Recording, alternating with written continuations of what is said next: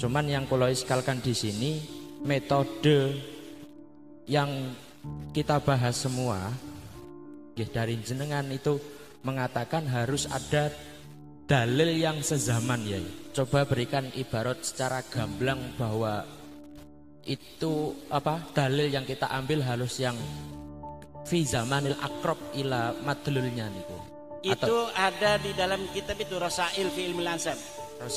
Rasail fi Ilmil Ansab muqaddimah itu ada di arsip ya. Caranya adalah riqa'ah. Riqa'ah itu kutub. Kutub itu untuk siapa? Untuk orang yang ada di masanya. Kenapa kita tidak bisa memanggil dengan panggilan Habib kayak seperti halnya pada waktunya Syekh Nawawi. Kalau memang Syekh Nawawi itu tidak mengisbatkan dengan atas nama panggilan Sayyid kepada para habaib tersebut. Kalau dia memanggil Habib maksudnya itu adalah turunan Nabi, ma'aduhuri tilkad dalail haram. Setunggal lagi ya. Catat monggo. Jadi sepakat istifadah nggak bisa buat insopul ila. Tidak bisa. Kakek-kakek itu ya. Bisa. Cuma ahli nasab itu sebagian ada yang ngomong al istifadah al mutadawilah fi kulli zaman. Sebenarnya itu ya sama juga untuk kitab-kitab. Al mutadawilah fi kulli zaman itu kan berarti dengan kitab-kitab itu istifadahnya.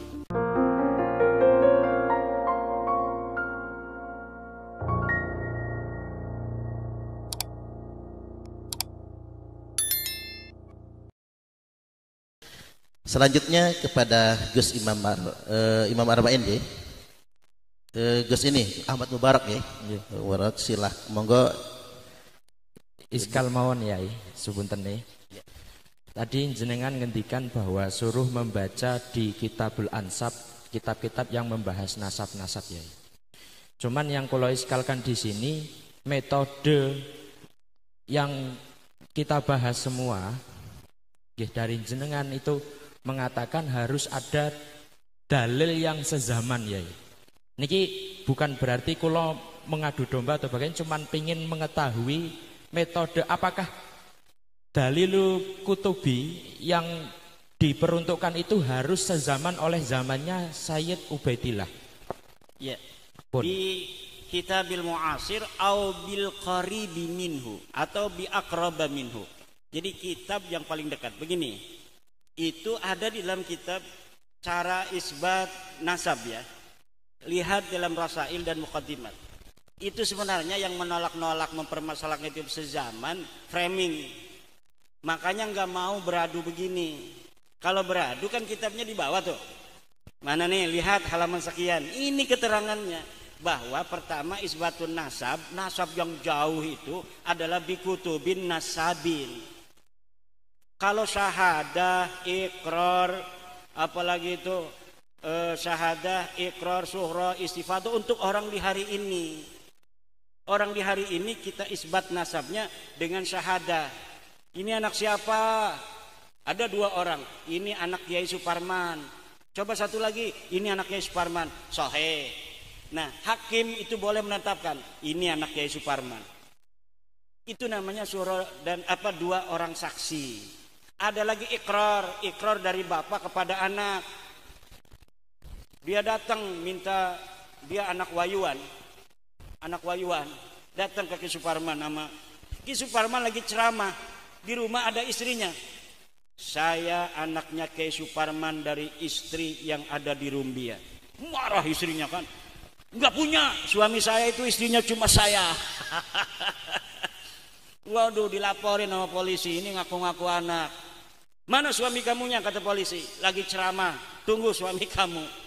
Kiai Suparman ceng-nyeng ke polisian. Pak Kiai, ini anak Kiai. Nggak tahu, saya nggak kenal. Yang nggak kenal. Kamu ibunya siapa? Marhamah, orang Rumbia. Kata, aduh, iya saya pernah kawin di Rumbia. Emang kamu anaknya Marhamah? Nenek kamu siapa? Jamina. Waduh, bener Pak, ini anak saya Pak. Itu ikrar minal ab ilal ibn. Itu sah dengan ikrarnya daripada Kiai Parman terhadap anak ini, bahwa subut nasab dia sebagai anak Kiai Suparman dengan ikrar daripada Kiai Suparman. Kalau dari anak kepada ayah itu namanya iddia. Anak ini datang, saya anaknya Suparman, itu baru iddia, mengaku. Butuh daripada ikrar dari Suparman. Betul, itu ikrar itu. Akhirnya dia minta warisan. Motor bah, minta motor. Jangan motor sih, nanti dimarahin. Istrinya marah-marah aja. Ternyata ya tidak ceramah katanya sama Kiai Imron, ternyata punya istri di Rumbia. Ya tapi nggak bisa dia itu menyangkal, masuk neraka dia, anak sendiri nggak diaku begitu. Biar istrinya marah paling sehari 2 hari, besok kita beliin kalung 200 gram. Selesai, tapi ke neraka kita naudzubillah seumur umur, ya enggak? Lebih baik kita mendengar istri kita menangis sehari daripada kita di neraka seumur umur. Betul? Setuju? Jangan takut. Ngapunten Yai. Sepunten Iya, monggo. Wau kan istifadah ya. Istifadah. Iya, istifadah. Ya, nggih. Istifadah. Niku kan harus dengan al-akhbar al-mu'tabarah. Sedangkan standar kita bisa menentukan akhbar al-mu'tabarah itu bukan berarti kita harus mengambil dalil dari ulama mutaqaddimin sebelum kita. Ibaratnya kayak di abad 9, abad 10 atau abad 8. Walaupun di abad ke-5 dan abad ke-6 yang akrab ila zamani Ubaidillah niku mboten tidak ada. Berarti enggak bisa dikatakan itu menjadi isbatun nasab. Enggak bisa. Isbat nasab untuk Agus Mubarak aja kepada bapaknya kalau istifadah hari ini. Berarti mboten saged? Enggak. Kalau untuk orang yang ada di masa lalu itu pakai kutub, riq'ah. Itu nomor 1. Nomor 1-nya pakai riq'ah dulu. Coba kitab nasab yang ada di masa itu atau yang dekat dengan zamannya. Nah, kalau misalnya yang satu zaman 383 Ubaid ini belum ada kitab, baru ditemukan di abad ke-7. Ini sama sekali tidak ada sebelum abad ke-7, maka abad ke-7 ini dipegang. Namanya dalam ilmu sejarah excellencio. Excellencio itu mengambil sesuatu yang kuat menjadi dalil terlebih dahulu sebelum adanya yang membatalkan. Kalau misalnya ini abad ke-7 kita pegang lalu datang abad ke-5, maka ini batal. Yang berbeda itu. Abad ke-5 kita pegang 5 aja, li'annahu akrab, karena dia lebih dekat. Tapi kalau misalnya ini abad ke-5, ini abad ke-14. Tapi abad ke-14 ini berdasarkan dalil yang ada di abad ke-4. Kemudian sahih ini setelah dikritisi sumbernya, maka kalimat yang ada di abad 14 seperti kalimat saya yang berdasarkan kitab-kitab abad ke-4 itu bisa diterima. Yang itulah yang menjadi musbit, pengisbat daripada meruntuhkan abad 9 dari Baklawi itu. Jadi sepakat istifadah nggak bisa buat insoful ila, tidak bisa kakek-kakek itu ya. Bisa. Cuma ahli nasab itu sebagian ada yang ngomong al istifadah al mutadawilah fi kulli zaman. Sebenarnya itu ya sama juga untuk kitab-kitab. Al mutadawilah fi kulli zaman itu kan berarti dengan kitab-kitab itu istifadahnya. Cuma itu namanya takalluf. Ya udah sih bilang aja pakai riq'atun nasabah bahwa seorang bisa diisbat sesuai dengan masanya atau masa yang terdekat yang ditemukan, itu saja.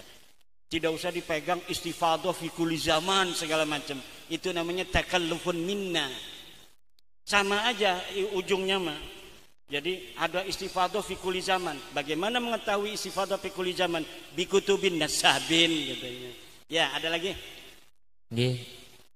Coba berikan ibarat secara gamblang bahwa itu dalil yang kita ambil harus yang fi zamanil akrab ila madlulnya niku.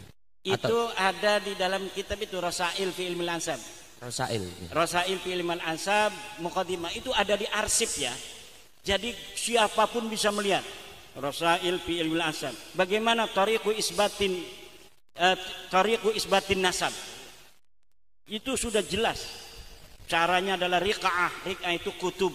Kutub itu untuk siapa? Untuk orang yang ada di masanya. Misalnya ini kutub abad ke-5 untuk dia. Ini yang abad ke-7 untuk dia. Abad ke-8 untuk dia. Tidak bisa kitab nasab di abad 14 mengisbat seluruh orang yang ada di aku sampai Rasulullah.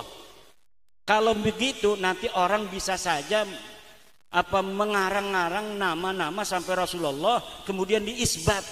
Nggak bisa. Itu namanya kita membuka pintu kepada muzawwirin nasab untuk mengaku dirinya sebagai keturunan Nabi. Na'udzubillah. Setunggal lagi ya. Satu monggo. Tadi kan jenengan bahwa lek memang Habib itu sudah termardut layuk balu. Yeah. Kita manggilnya Pak Dil kalau lebih tua atau Pak atau gimana. Itu kenapa kita tidak bisa memanggil dengan panggilan Habib kayak seperti halnya pada waktunya Syekh Nawawi. Kalau memang Syekh Nawawi itu tidak mengisbatkan dengan atas nama panggilan Sayyid kepada para habaib tersebut, atau gampangannya menghormati pokok wis kadung, walaupun kita kan nggak yakin pada diri kita, oh iki itu Habib tapi tetap tak panggil Habib, itu gimana? Apakah masih termasuk isbat kepada Habib tersebut? Yaitu namanya kalimat kinayah. Angsal berarti ya. Jadi kalimat Habib itu nanti mana kinayah dia maksudnya apa? Kalau dia memanggil Habib maksudnya itu adalah turunan Nabi, ma'aduhuri tilkad dalail haram. Kalau misalnya dia manggil Habib itu ya karena nyeneng-nyenengin, ya enggak apa-apa. Nanti kita tidak bisa membedakan mana yang manggil nyeneng-nyenengin, mana yang manggil isbat. Maka oleh karena itu saddud dzari'ah, haramkan saja. Walaupun sudah ada persetujuan bahwa Habib itu palsu, kita kan tetap gak ada pikiran untuk mengisbat kepada Habib tersebut ya. Iya, tapi mereka kan masih mengiklankan diri. Habib ini cucu Nabi, panggil Habib karena Habib itu cucu Nabi. Kalau Sayyid itu adalah turunan Nabi yang bukan ulama. Kalau yang ulama dipanggilnya Habib. Nah, ma'atilka ad-dalail wal barahin wal iddi'aat, haram kita memanggilnya Habib itu. Karena dianya mengaku Habib itu sebagai keturunan Nabi. Kita panggil Bib. Pak aja Pak. Kang. Atau Wan. Nggih, ya. Ya, monggo. Matur suwun ingkang kathah. Nggih, sami-sami.